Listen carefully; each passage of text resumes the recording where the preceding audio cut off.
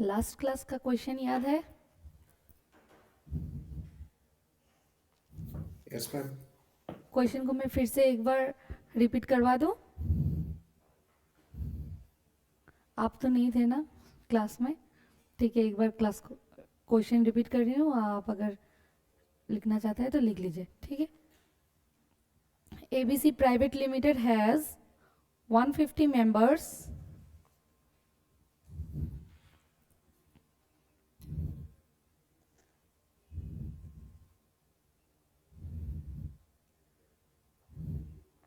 Sixty employees of the company.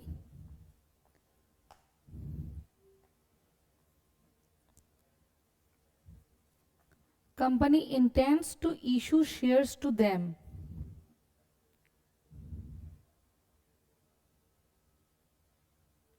Can it do so? बताओ बताओ।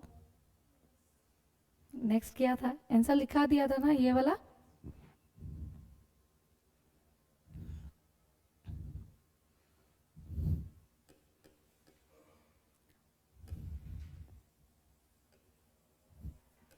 One 150 members, company का 60 employees है,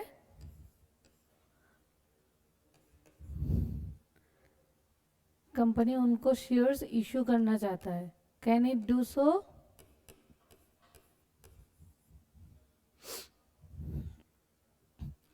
क्या कर सकता है? आंसर बताओ। क्योंकि प्राइवेट कंपनी का लिमिट कितना होता है?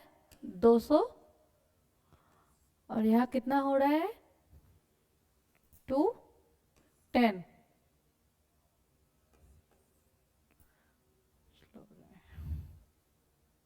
कैसे कर सकता है? क्योंकि at the time of share counting the limit of 200, we don't count the number of 60, that is employees. Employees are excluded from the limit of 200, ठीक है। और नेक्स्ट क्वेश्चन क्या था हम लोगों का? Out of these 60 employees, 52 employees left the company and joined another company. ABC Private Limited is required to convert itself into public company. Comment. Homework था ये वाला, किसने किसने किया है?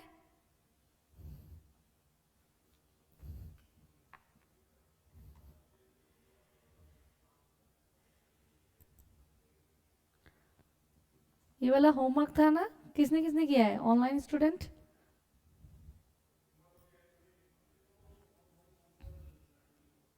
बताओ।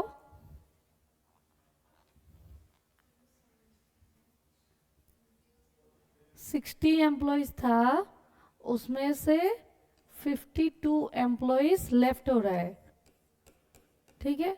वो लोग अनदर कंपनी ज्वाइन कर रहा है कि या फिर नहीं कर रहा है, उससे हम लोग को कोई मतलब नहीं है। सिर्फ 52 एम्प्लॉयज चला जा रहा है, तो कितना एम्प्लॉयज रह जाएगा? काउंट में कितना एम्प्लॉयज आ जाएगा? 52 एम्प्लॉयज आ जाएगा ना इसमें। 150 और 52 कितना होगा? 202।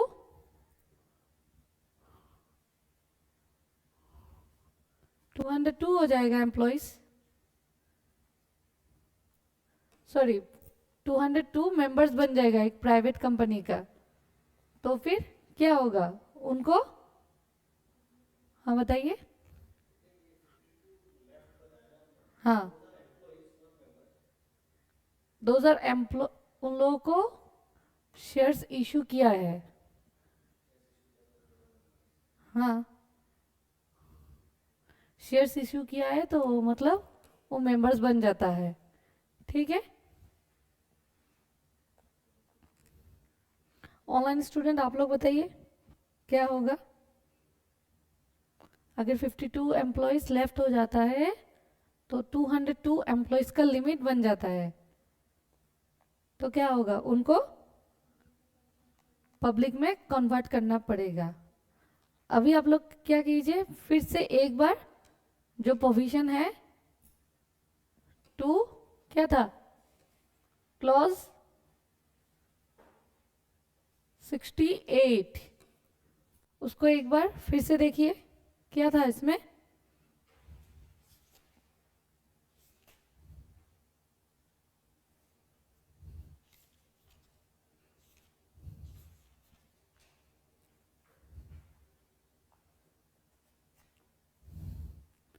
ऑनलाइन ऑडियो वीडियो क्लियर है ना?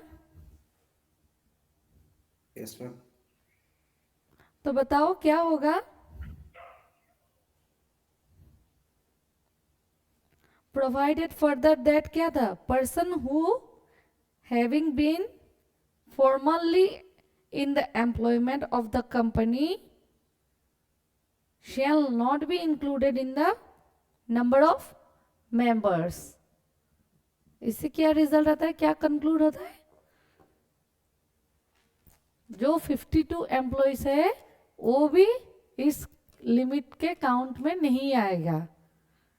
ठीक है, तो कितना एम्प्लॉय रह जाएगा, कितना मेंबर्स रह जाएगा? 150। ठीक है, समझ में आया? ठीक है, आंसर लिखिए इसका। Employees which are formally employed in the company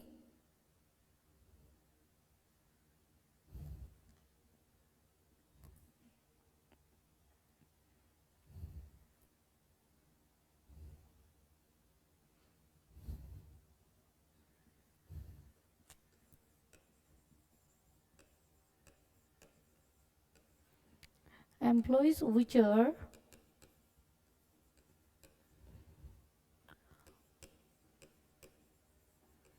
formerly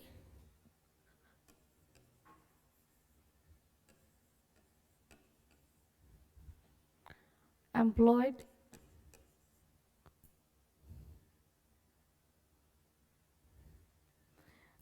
in the company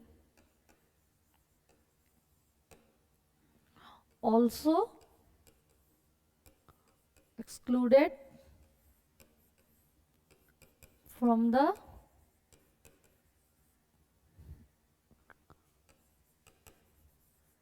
limit of 200। ठीक है, which means private company compulsorily उनको कन्वर्ट करने का कोई जरूरत नहीं है, अगर वो लोग कन्वर्ट करना चाहता है तो कर सकता है। ठीक है, ठीक है।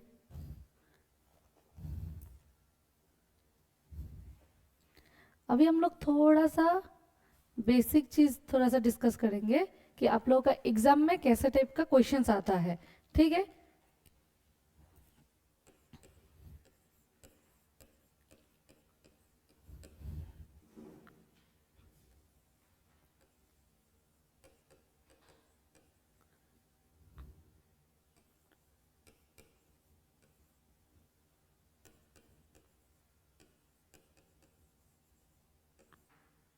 Types of questions asked in exam.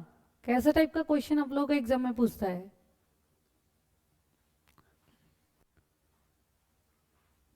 बताइए कैसे टाइप का क्वेश्चन पूछता है? पहले भी तो लॉ क्लास हुआ है ना, मैम ने तो शायद बताया होगा। एमसीक्यूज है, दैट मीन्स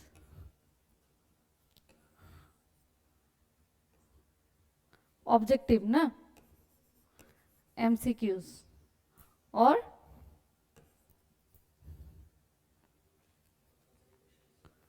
कंपल्सरी नहीं, डायरेक्ट क्वेश्चन,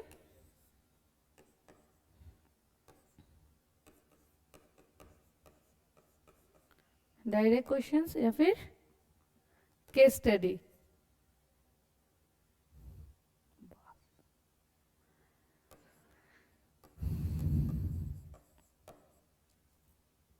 केस स्टडी पूछा जाता है। ठीक है, तो केस स्टडी में क्या होता है, कभी कभी एक क्वेश्चन भी पूछ सकता है, जैसे लास्ट क्वेश्चन, लास्ट एग्जांपल में हम लोगों ने देखा है कि एक क्वेश्चन भी पूछ सकता है या फिर उसमें डिवाइड करके 2-3 क्वेश्चन भी पूछ सकता है। ठीक है, एक ही पोजीशन से आप लोगों से 2-3 क्वेश्चन पूछ सकता है। तो ये जो केस स्टडी है इसका प्रेजेंटेशन कैसा होगा? अभी जो मैंने क्वेश्चन एग्जाम्पल आप लोगों को करवाया है, क्या वैसे ही लिखने से आपको फुल मार्क्स मिल जाएगा? केस स्टडी में कैसे करके प्रेजेंट करना होगा? हम्म,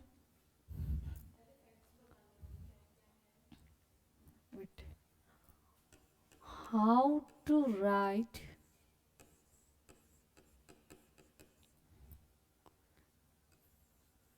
केस स्टडी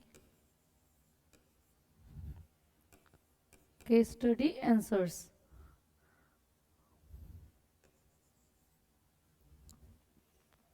ठीक है, how to write case study answers कैसे लिखना होगा? ऑनलाइन स्टूडेंट आप लोग भी बताइएगा। हाँ, क्या क्या लिखना चाहिए एक केस स्टडी में? जैसे आपने बताया कि सेक्शन मतलब प्रोविजन, प्रोविजंस लिखना होगा, दैट इज सेक्शन। ठीक है, और क्या लिखना होता है केस स्टडी में? फैक्ट्स लिखना होता है।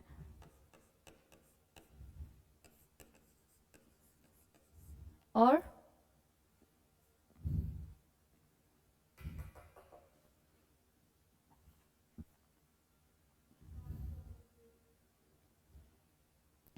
Point of view,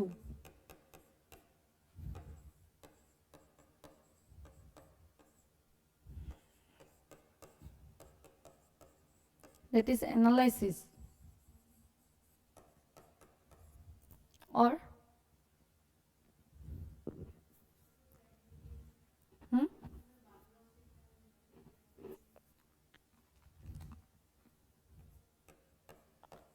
that is conclusion.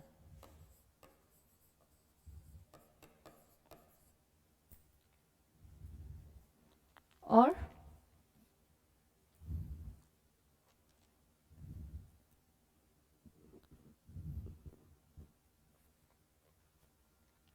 बताओ, ऑनलाइन में जो लोग हैं वो लोग भी बताइए क्या क्या आना चाहिए।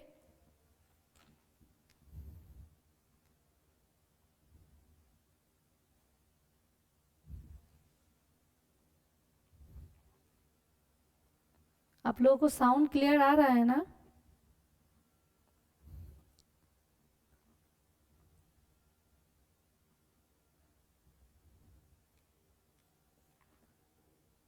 ठीक है, तो ये एक हो गया है। और कभी कभी बताया जाता है कि प्रोविजंस आ जाता है,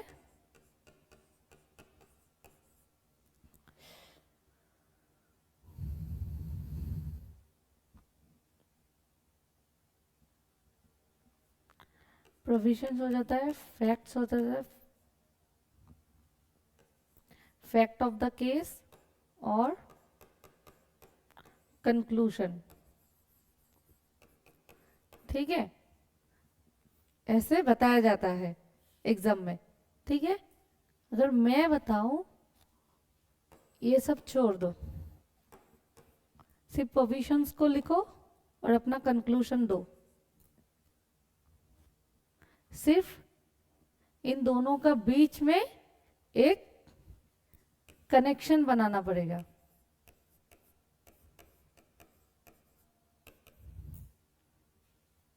क्या प्रोविजन बताता है और आपका कंक्लूशन क्या है। ठीक है, क्योंकि एग्जाम हॉल में बैठने के बाद इतना टाइम हम लोगों के पास नहीं होता है कि हम लोग पूरा लिखे। ठीक है, तो आपको मेनली एग्जाम में क्या करना होगा, प्रोविजंस क्या है, प्रोविजन क्या बता रहा है, और उसका कंक्लूशन लिखो। ठीक है, नोट किया है ना ये सब?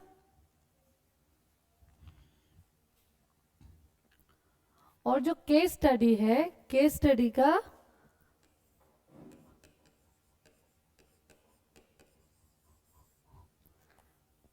स्टार्टिंग लाइन क्या से स्टार्ट होगा?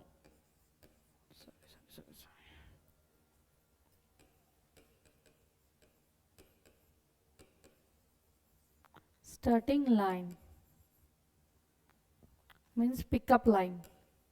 अब स्टार्ट किससे करेंगे? केस स्टडी लिखना।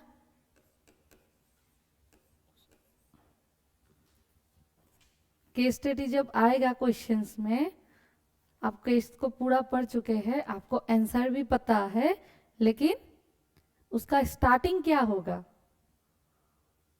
स्टार्टिंग लाइन किससे स्टार्ट करेंगे आप? इन दिस केस में तो वो तो फैक्ट में आ जाता है। मैम ऑब्जर्वेशन नहीं, ऑब्जर्वेशन तो एनालिसिस जो बताया था। ऑब्जर्वेशन मतलब आपका एनालिसिस हो जाता है आपका। हाँ, जैसे this case, this case from this section, ये भी शायद फैक्ट्स में ही आ जाता है। अब केस लिख रहे हैं मतलब फैक्ट्स में आ जाता है, फिर भी ये ठीक है। ठीक है, तो आप लोगों का कुछ कुछ स्टार्टिंग लाइन ऐसा होना चाहिए जो एग्जामिनर देख के ही पता चले कि इनको आता है। ठीक है, तो वैसा कुछ कुछ लिखिए। आपका स्टार्टिंग पॉइंट कैसा होना चाहिए? एज पर दी प्रोविजन, जो सबसे कॉमन होता है। ठीक है, एज पर दी प्रोविजन, जैसे section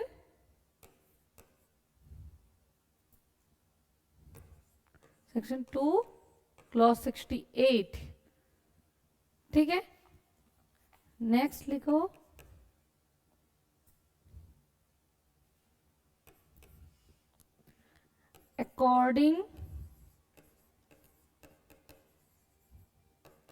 according to the provision।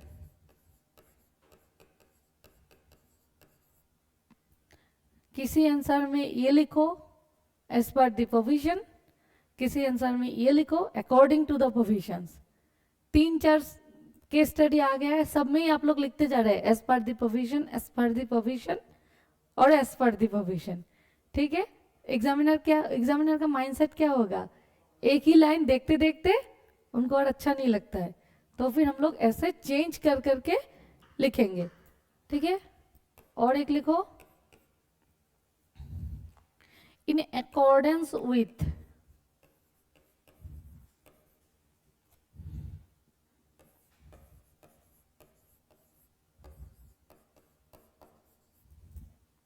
In accordance with. ठीक है,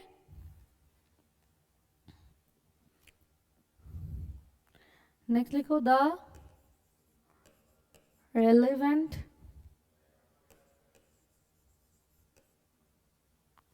provision, the relevant provision of Companies Act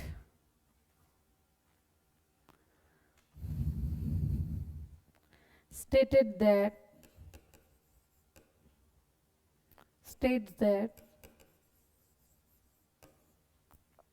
ठीक है, the relevant provision of Companies Act states that। ठीक है, प्रोविजन मतलब कौन सा प्रोविजन? जिस सेक्शन के बारे में आप लिख रहा है।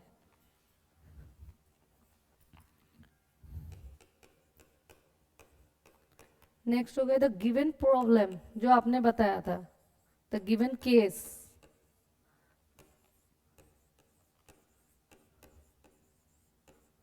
और केस, हाँ, कंपनीज। द गिवन प्रॉब्लम और case relates to section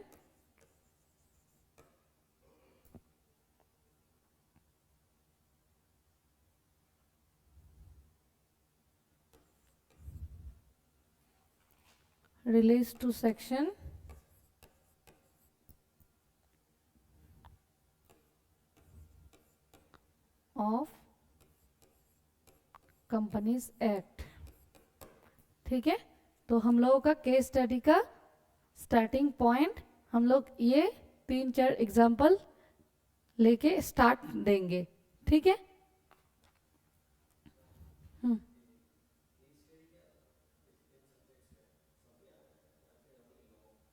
law में आता है, डायरेक्ट टैक्स में भी आता है, और क्या क्या सब्जेक्ट है, अकाउंट्स में नहीं आता है, अकाउंट्स कॉस्ट में नहीं आता है, हाँ आईडीटी में भी आएगा, हाँ टैक्सेशन मतलब टैक्सेशन लॉज, जितना भी आप लोगों का लॉज बोल के सब्जेक्ट है सब में केस स्टडी आएगा ही। क्योंकि सारा सब में सेक्शन रहता है और सब में एक प्रोविजन रहता है जो फिक्स्ड है, वो आप चेंज कभी नहीं कर सकते हैं, हाँ एज पर एक्ट, ठीक है, जो भी एक्ट हो, जैसे ये कंपनी से एक्ट है, एक्ट को आप रूल्स को चेंज अमेंडमेंट करके गवर्नमेंट कर सकता है, हम लोग नहीं कर सकते हैं, ठीक है। वैसे एक्ट को कोई चेंज नहीं कर सकता है, ठीक है। ये हम लोग का स्टार्टिंग लाइन हो गया है। ऑनलाइन स्टूडेंट आप लोगों ने कॉपी किया है ना ये सब? Yes ma'am. मैम वो प्रीवियस वाला पेज एक बार निकाल जी।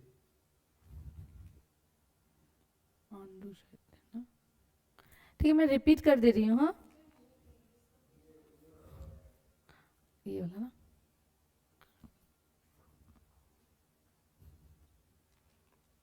स्टार्टिंग लाइन या फिर पिकअप लाइन आप लोगों का ये से होगा, ये सिर्फ एग्जाम्पल्स है, अब अपने हिसाब से भी दे सकते हैं, लेकिन सेम लाइन रिपीट मत कीजिएगा, ठीक है। As per the provision section, इतना अकॉर्डिंग टू ये नहीं है, हाँ ये जस्ट एग्जाम्पल था। According to the provision, in accordance with this relevant provisions of the Companies Act state that,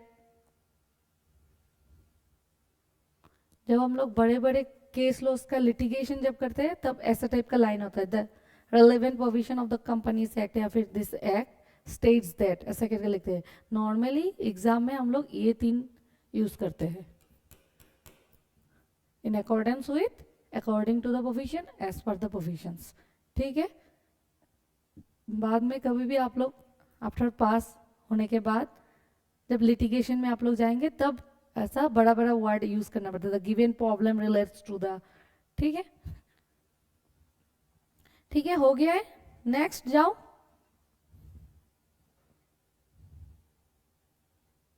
वैसे ही सेम स्टार्टिंग पॉइंट हो गया है, वैसे ही सेम कंक्लूशन। कंक्लूशन कैसे करके आप एंडिंग करेंगे,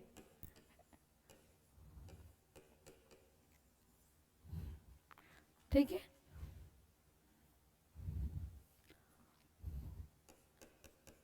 In view of above, जो ऊपर का प्रोविजंस है या फिर फैक्ट ऑफ द केस है उनके हिसाब से ये होना चाहिए, इन व्यू ऑफ एबव, ठीक है। कोमा देके आपका कंक्लूजन आ जाएगा। Next,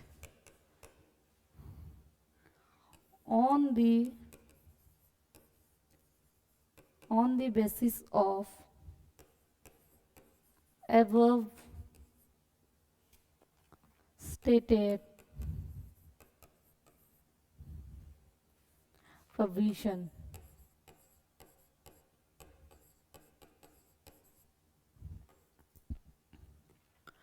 on the basis of above stated provision, ठीक है, ये हम लोगों का एंडिंग पॉइंट होगा।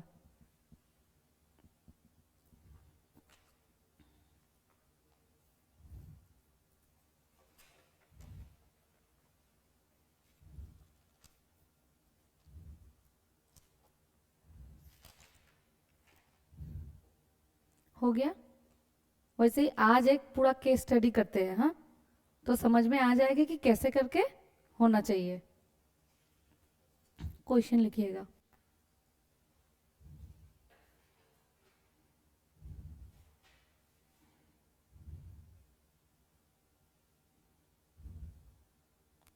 MNP Limited, MNP Limited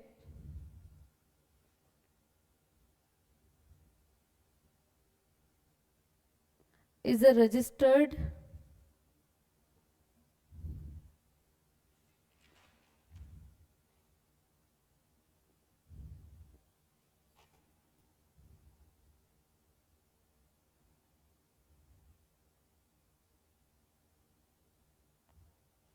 public company having the following: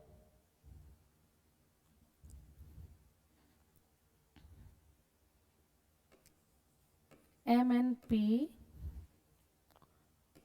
Limited, public company having the following: first, directors and their relatives.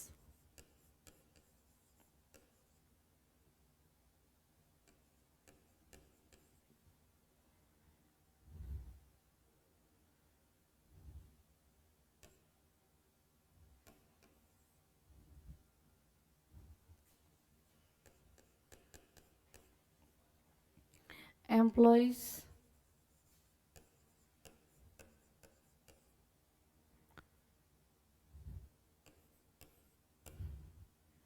$26, ex-employees,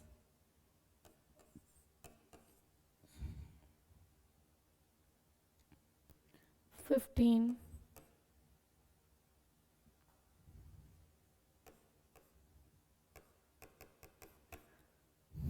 members holding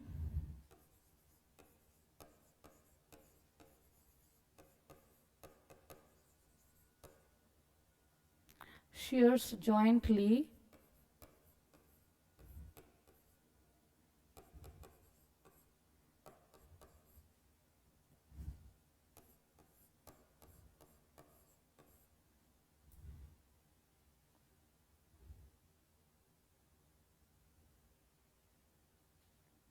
$14,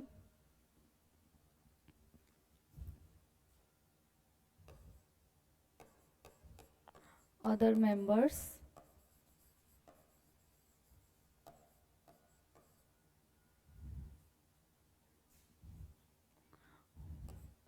$137.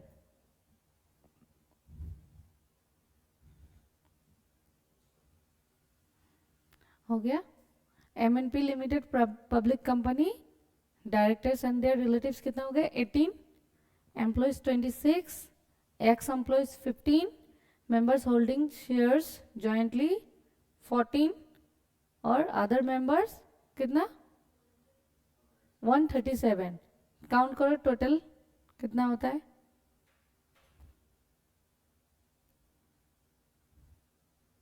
कितना होता है बताओ. टोटल काउंट करके बताओ.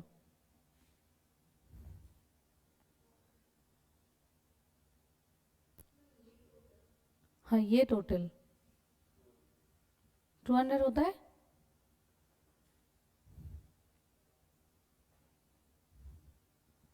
एटीन, 26, 15, 14 और 137 कितना आता है? 210. ठीक है, इसे याद रखो और क्वेश्चन को कंटिन्यू करो. The board of director of MNP limited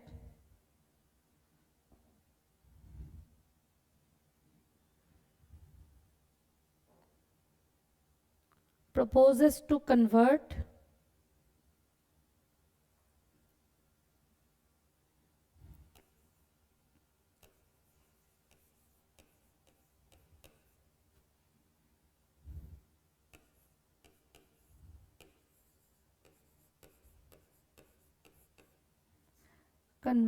the company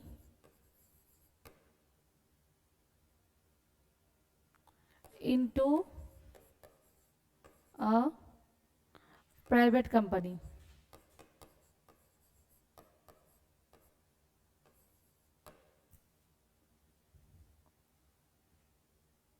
private limited company. Full stop. Referring the provisions of the Companies Act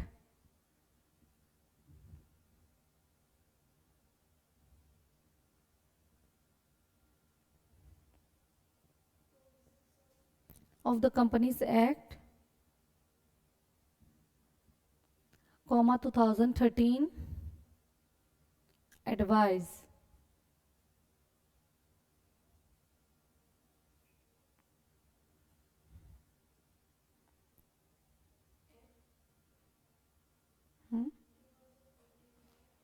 advice, ठीक है, पॉइंट 1 दे के लिखो। नहीं नहीं, क्वेश्चन कंटिन्यू करो।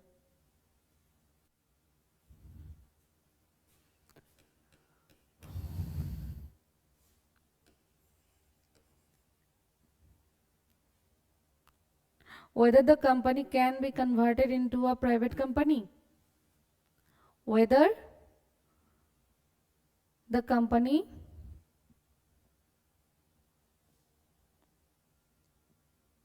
can be converted into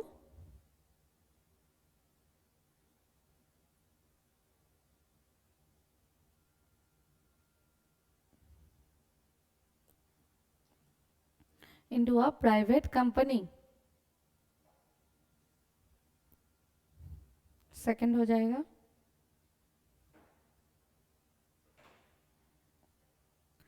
Whether existing number of member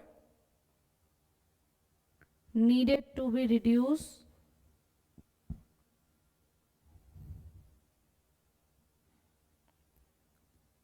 for the proposed private company.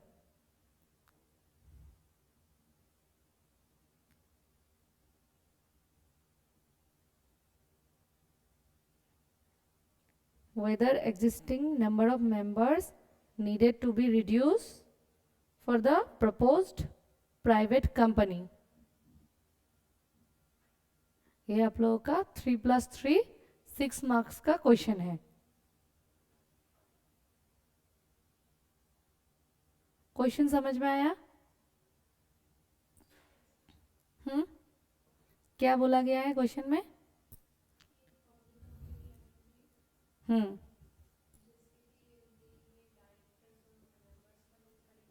Directors, members, employees, उनका details है। क्या वो लोग प्राइवेट कंपनी में कन्वर्ट कर सकता है? कैन कन्वर्ट इनटू पब्लिक से पब्लिक टू प्राइवेट। ठीक है, फर्स्ट हो गया। सेकंड क्या है? क्या मेंबर्स रिड्यूस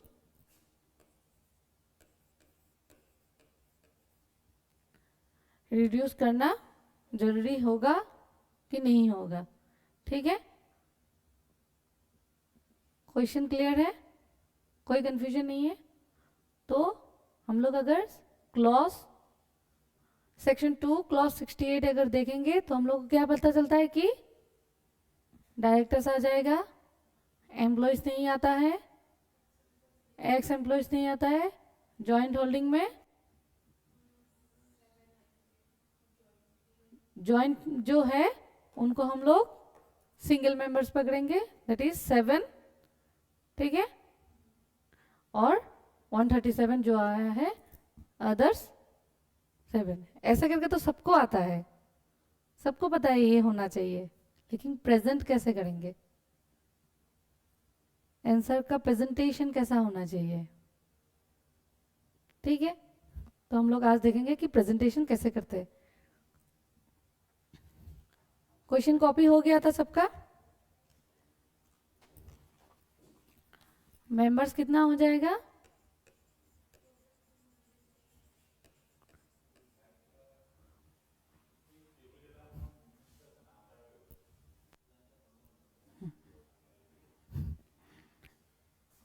मेंबर्स हो गया कितना?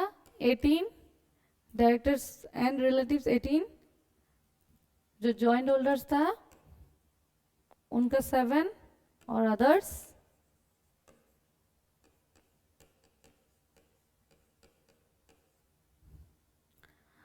जो था 137।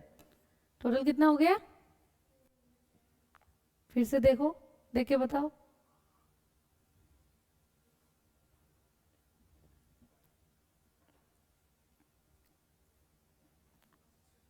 162। तो ये क्या हो गया? लिमिट के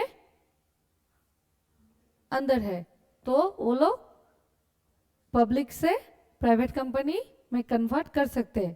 पहला वाला हो जाएगा यस। नेक्स्ट क्या है कि रिड्यूस करने का जरूरत है? जरूरत नहीं है, ऑलरेडी लिमिट के अंदर ही है ना। ठीक है, तभी सोल्यूशन लिखो। इन अकॉर्डेंस विथ सेक्शन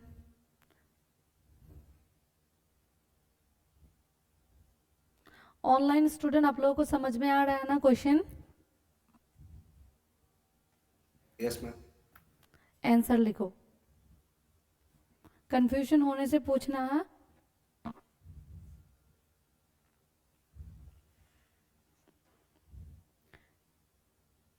सेम ऐसा ही करके आप लोगों का एग्जाम में बड़ा क्वेश्चन आएगा, जिसका प्रेजेंटेशन आप लोग अगर अच्छे से देते हैं, प्रोविजन ठीक से लिखते हैं, तो फुल मार्क्स आप लोगों को मिलेगा। लॉ में कभी भी मार्क्स कटेगा नहीं। लॉ में अगर आप पूरा प्रोविजन के साथ कंक्लूजन जैसे कनेक्ट करके अपना ऑब्जर्वेशन दे के आते हैं, तो आपको पूरा फुल मार्क्स मिलेगा। अगर थोड़ा भी गलती दे दिया तो आपको आपका फुल मार्क्स काट भी जाएगा। ऐसा नहीं कि 1 मिल जाएगा, 2 मिल जाएगा। इसलिए सबसे ज़्यादा लोग लॉ में कम मार्क्स लाते हैं, और सबसे ज़्यादा खराब भी लॉ में, सबसे ज़्यादा फेल का नंबर लॉ में ही होता है। ठीक है, तो सोल्यूशन क्या था? इन accordance with section 2 clause 68 of the Companies act 2013,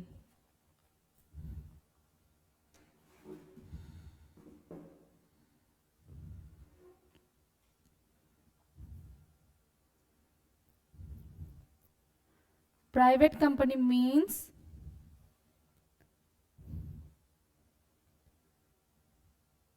company with minimum paid up capital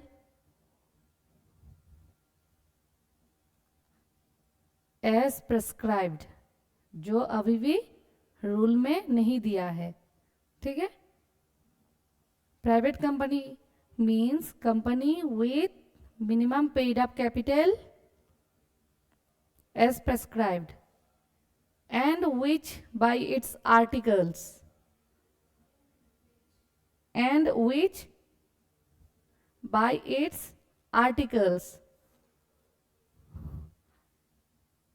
second class में बताया था ना, आर्टिकल्स में क्या होना चाहिए? रेस्ट्रिक्शन, प्रोविजंस और लिमिटेशन। ठीक है, तो वन नहीं, कभी भी हम लोग अगर केस स्टडी में लिखेंगे ना, ऐसा 1 2 ऐसे करके नहीं लिखेंगे, क्योंकि ऑलरेडी क्वेश्चन में ऐसा करके दिया रहता है। ठीक है, तो एग्जामिनर कंफ्यूजन होता है इससे। तो हम लोग डायरेक्ट ऐसे एरो देके या फिर ऐसे डॉट देके कंटिन्यू करेंगे। ठीक है, क्योंकि उन लोगों को ऐसा लगेगा कि ए 1 नंबर का आंसर है, ए 2 नंबर का आंसर है, लेकिन हम लोग अभी भी आंसर नहीं लिख रहे हैं, अभी भी प्रोविजन को कंटिन्यू कर रहे हैं। ठीक है, ये भी एक पॉइंट बन जाता है। जैसे फर्स्ट क्लास में क्या बताया था? एक्ट, इससे मार्क्स कम होता है। सेकंड क्लास में क्या था कि आप लोगों का की पॉइंट जो है वो लिखना जरूरी है। ठीक है, तो थर्ड क्लास के लिए ये हो गया लॉ का थर्ड एग्जाम्पल कि मार्क्स कैसे कम मिलता है और कहाँ पर कट जाता है। ठीक है, तो ऐसा करके नहीं लिखेंगे, तो एरो देके लिखिए। Restricts transferability of shares,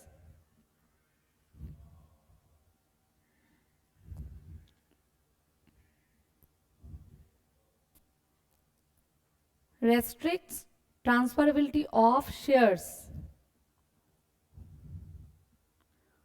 prohibits prohibit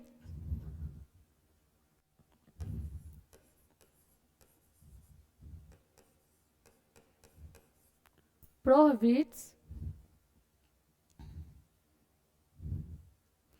invitation to public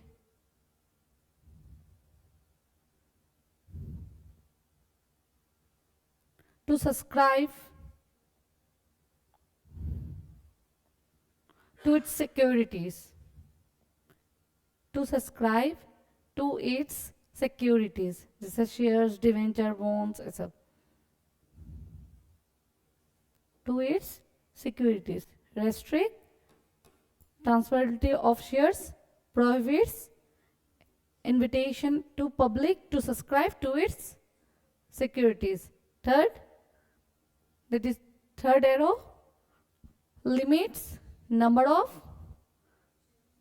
members to 200 to 200. ठीक है. However, comma, for calculating of limit of 200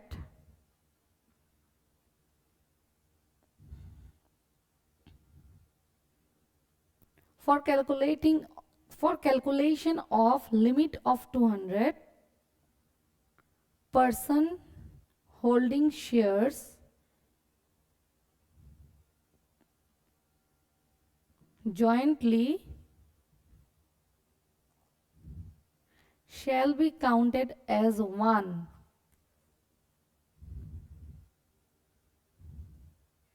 However, for calculation of limit of 200, comma, person holding shares jointly shall be counted as one.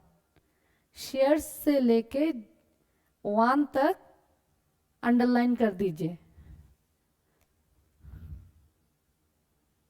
इससे examiner को पता चलेगा कि ये highlighted point है. ठीक है, कंटिन्यू करो. Next para. persons in employment and persons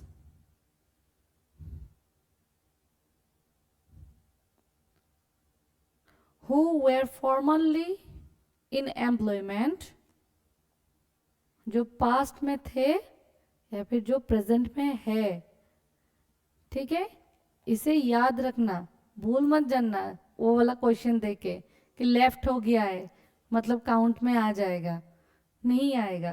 ठीक है, persons in employment and persons who were formerly in employment who continue to hold the shares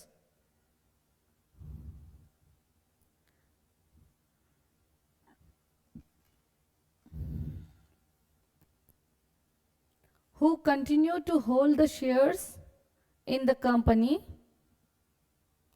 after cessation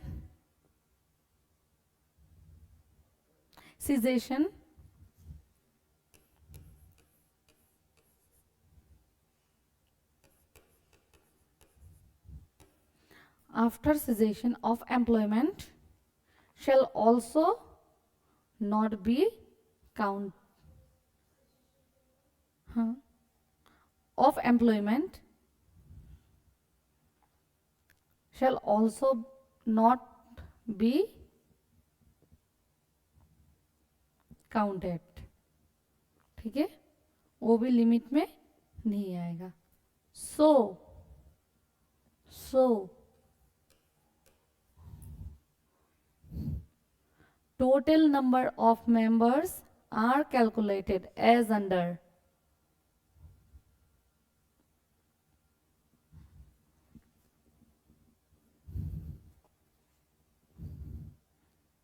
Total number of members are concluded are calculated as under, देश देके इसे बनाओ, directors and relatives 18,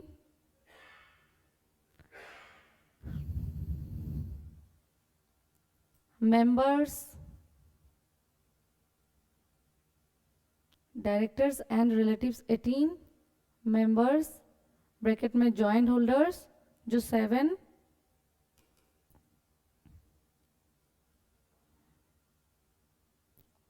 and other members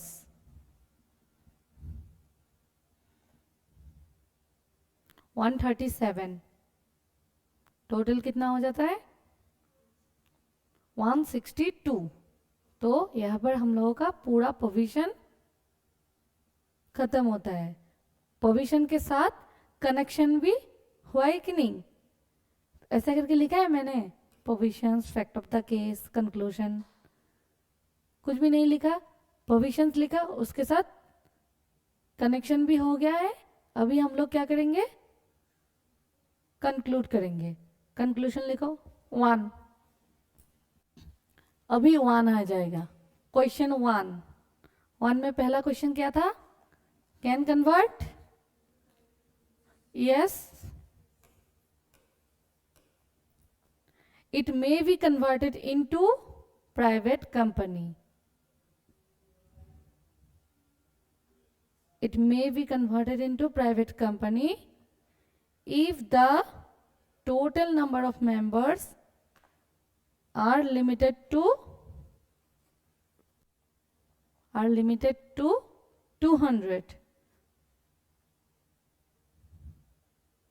and other conditions are complied with। ठीक है, private company का और भी कुछ कुछ कंडीशंस रहता है, वो भी अगर फुलफिल हो जाता है, जैसे प्रोविजंस,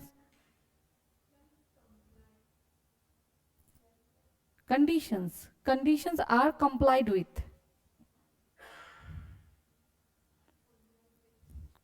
विथ, अगर दूसरा कोई कंडीशंस भी हो जाता है कंप्लीट या फिर कंप्लाइड हो जाता है, तो फिर आप प्राइवेट कंपनी में जा सकते हैं।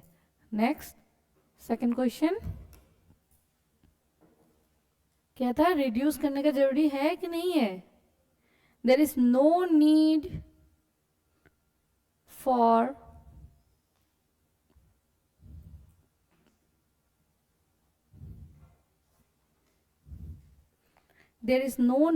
reduction in number of members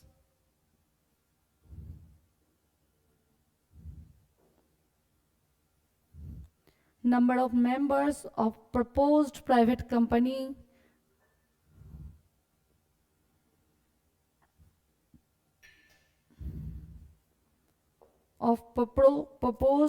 company full stop, since it is कितना मेंबर है, since it is 162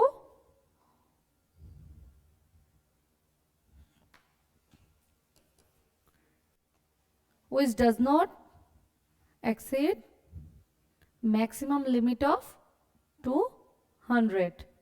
ठीक है,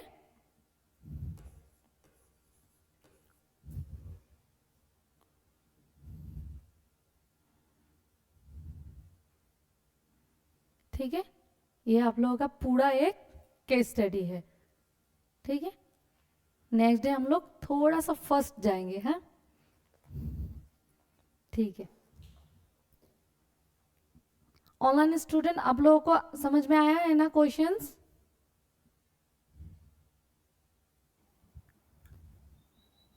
यस मैम।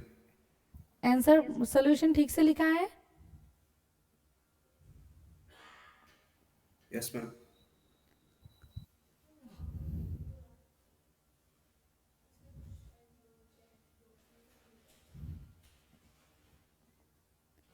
मीटिंग होस्ट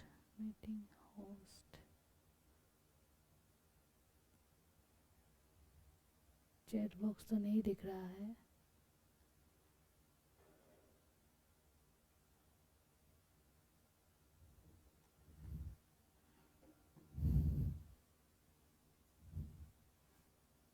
ठीक है, आज को यही पर ख़त्म करते हैं, हाँ।